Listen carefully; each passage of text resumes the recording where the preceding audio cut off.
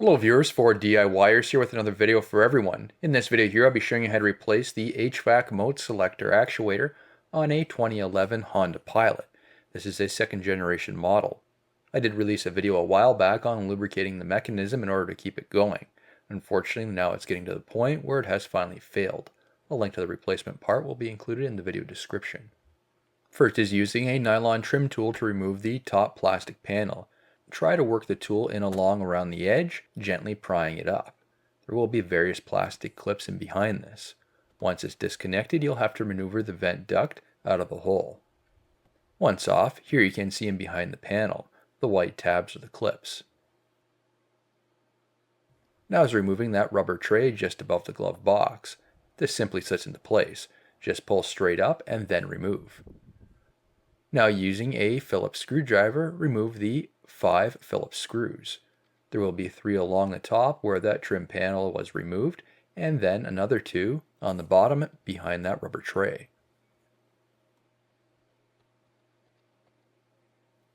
Once the screws have been removed, the panel can be pulled out, and then we can have a larger space to work to remove the actuator. For additional room, we can remove the glove box. This is simply held into place with 2 8mm bolts at the hinge. If you open up the glove box, you can see where the bolts come through in order to get an idea where to put your ratchet and socket on the backside. Then open up the glove box and remove. You'll have to squish in the sides of the glove box to disconnect it from the dashboard. Now I have a borescope here to help with additional viewing angles. As for the tools, the actuator is held in with 7mm fasteners, so a socket with a 2-inch extension, a 6-inch extension, and a universal joint with a quarter drive ratchet will help get the job done here. Pull out the clip for the wire. I tried to disconnect the electrical connector but wasn't able to do so. If you do have long needle nose pliers, that would be the best tool for this. However, in this situation, I'll disconnect it after. Using a 7mm socket with a universal joint and a 6-inch extension on a quarter drive ratchet, remove the one top fastener. You'll need to go in from the top side where that rubber tray was. Moving on to the bottom bolt, you'll need to go in from the glove box area. This one here uses the socket with a 6-inch extension on the ratchet. And finally for the last one, that's at the bottom back corner. For this, I just use the socket with a 2-inch extension on the ratchet. Again, this is going in from the glove box area. After that, the actuator can be removed. Once you pull the actuator back, you can then disconnect the electrical connector. The electrical connector has a tang on the one side that you press down and then pull the connector straight out of the connection. Next, we need to match the position of the actuator. Plug in the new actuator and then turn the key to the run position to activate the HVAC controls. Do not move the actuator arm on its own as you can damage the internal components. Once you have it at the correct position, then install the new actuator. Make sure it's locked into the linkage correctly. I did find when I removed the old actuator that the linkage did go to a rest position, so it was neutral.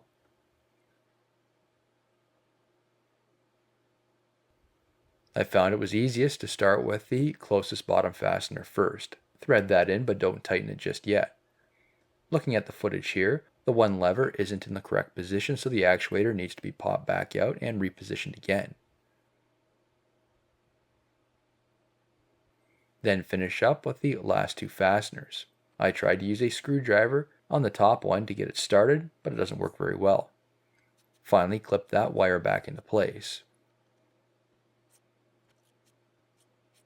Now cycle through the modes to ensure it is working correctly.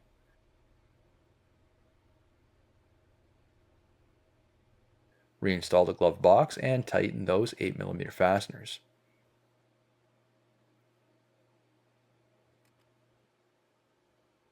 Install that upper plastic panel along with those 5 Phillips screws. You'll need to make sure those clips are aligned correctly and then push it fully into place.